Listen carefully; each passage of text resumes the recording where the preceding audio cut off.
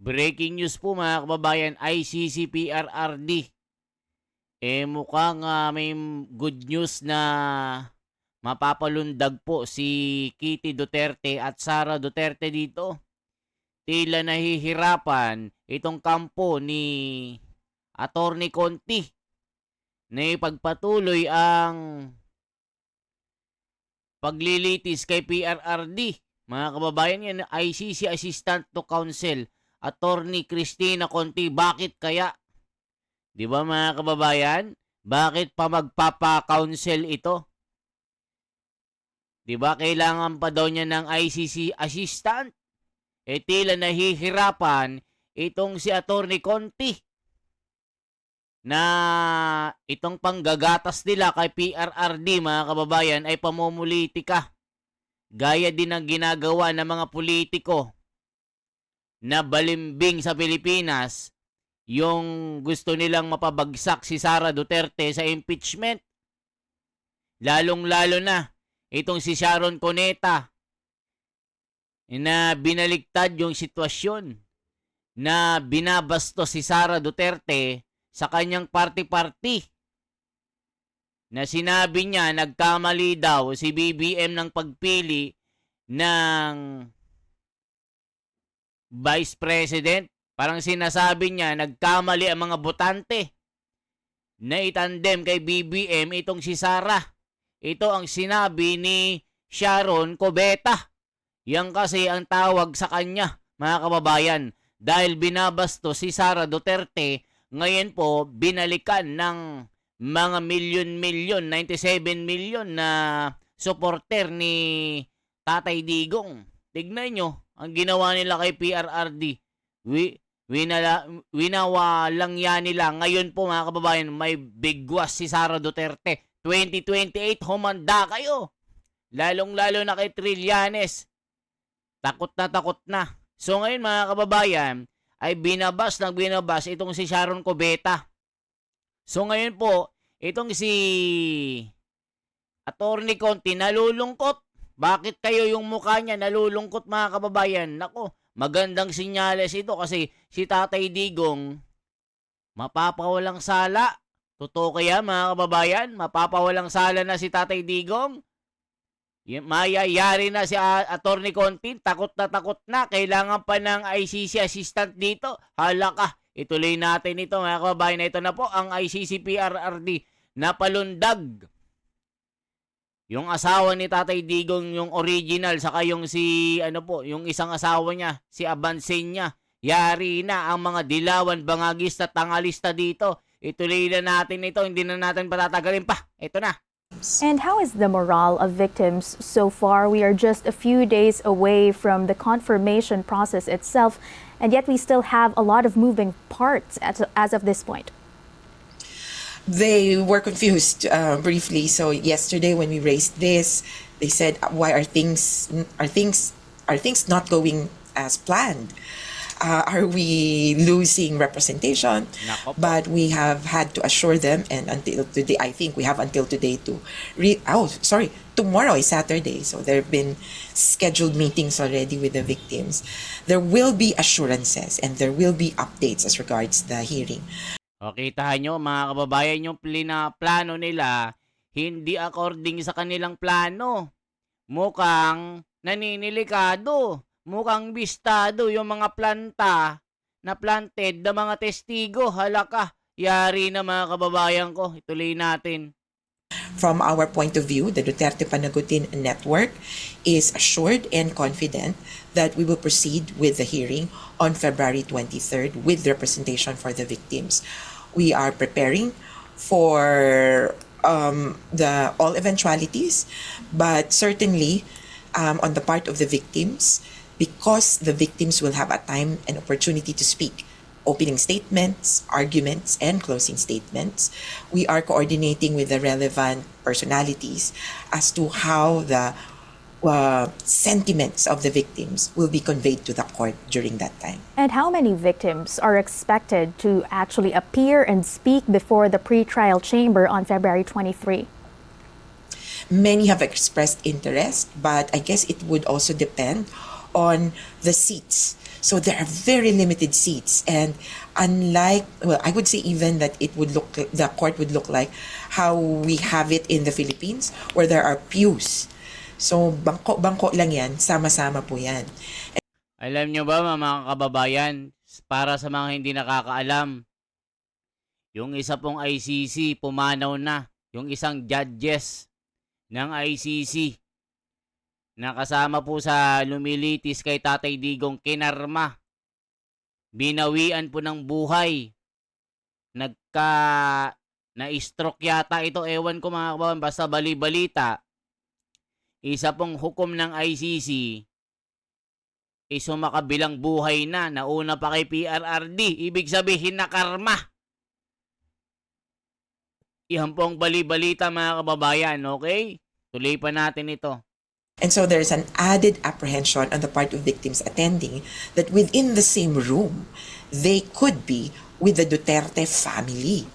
So there's a bit of apprehension. So those who have kind of applied and signed up. So right now, the outreach section or the Public Interest Office of the ICC has sent out, I think, invitations, and they said by February 16th, you need to register if you want to have a seat within the gallery.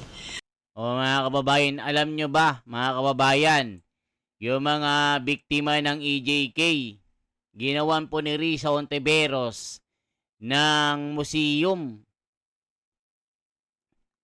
Yan po ang bali-balita.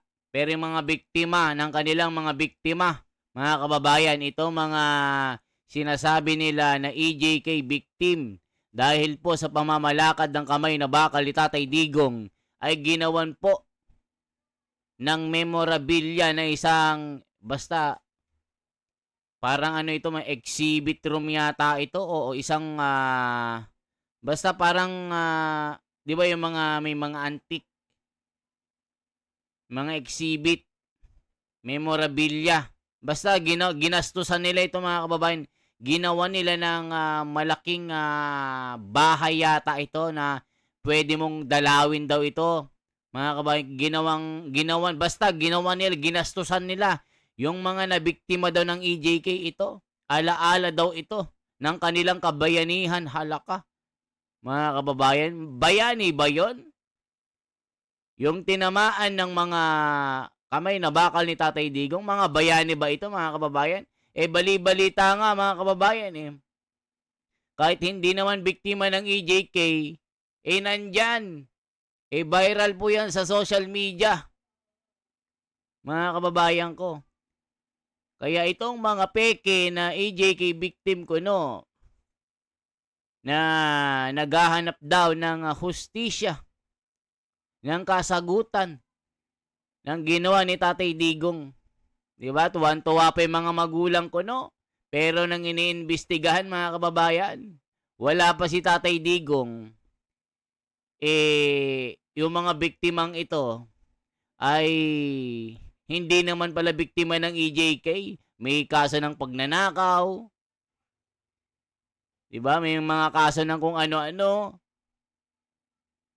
Diba? Kasi nung panahon ni Tatay Digong, hindi mo makikitaan ng mga gaya ng mga krimen na ganito. Tirik na tirik ang araw, mga kababayan, may holdapang nangyayari.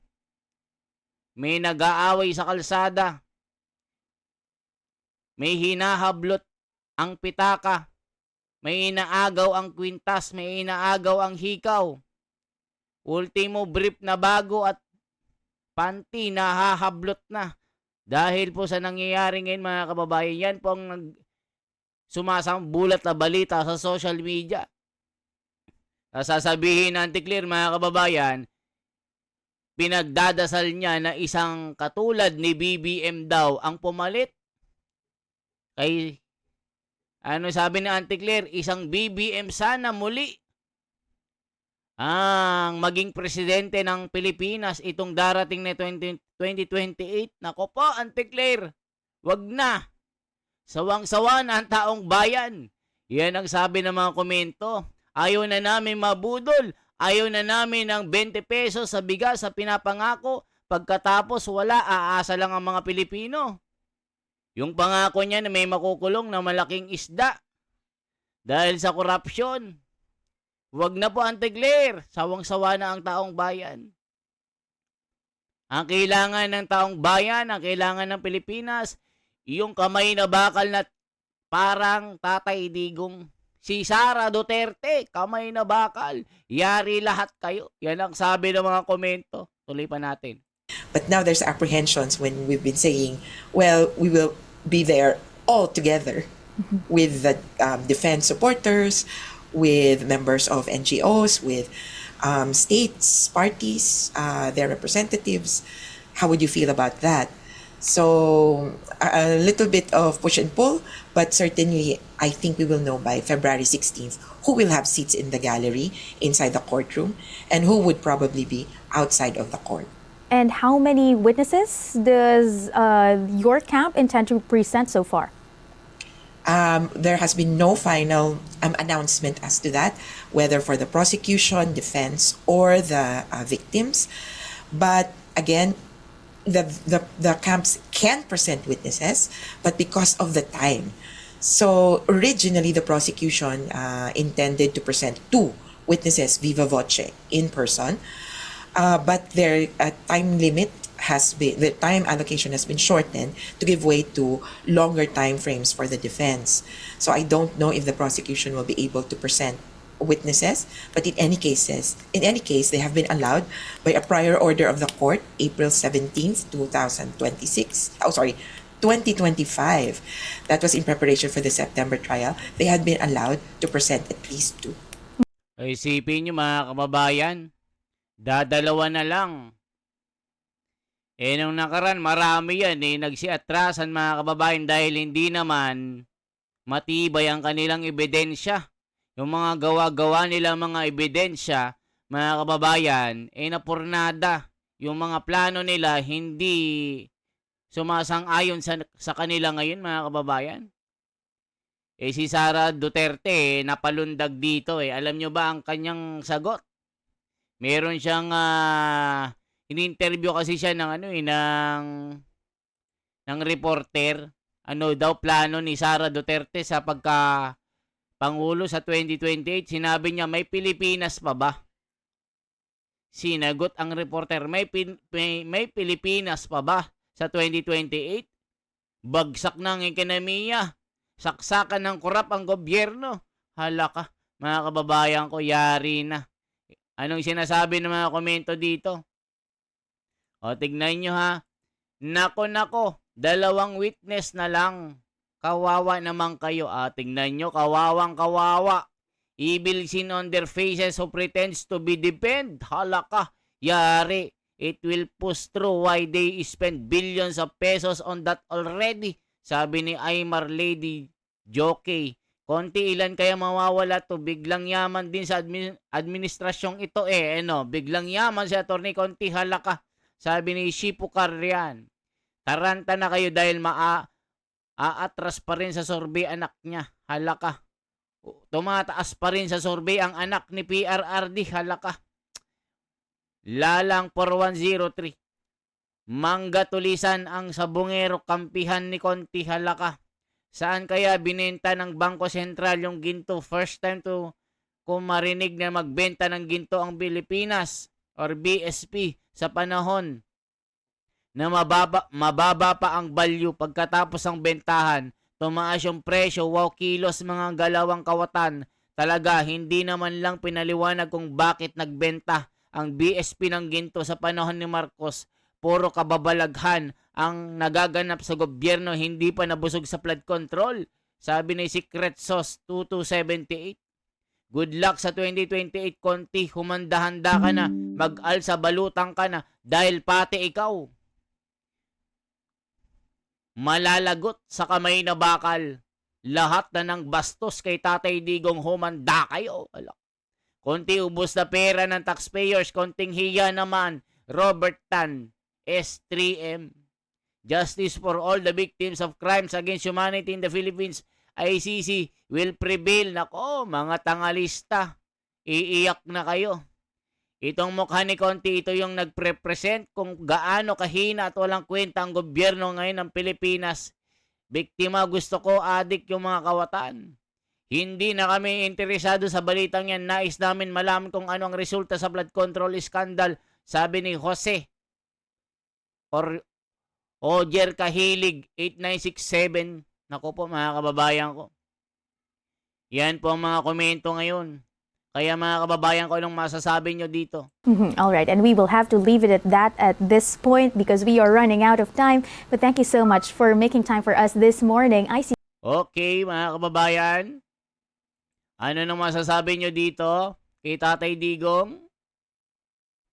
Na tila itong poder ni Aterno County ay tila naninilikado. Isa, dalawa na lang ang witness laban kay Tatay Digong. Ano kaya ang magiging kalabasan nito? Mahina ang depensa para ilagay si Tatay Digong sa panganib sa ICC. Si Atty. Conti ang muka na nagpakita gaano kahina ang Pilipinas sa international conversation.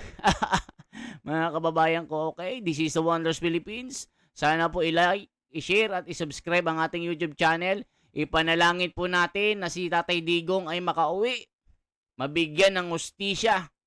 Dahil hindi talaga siya, yung mga kalaban, hindi magtatagumpay. Ginawa lang ni Tatay Digong yung kanyang trabaho bilang Pangulo.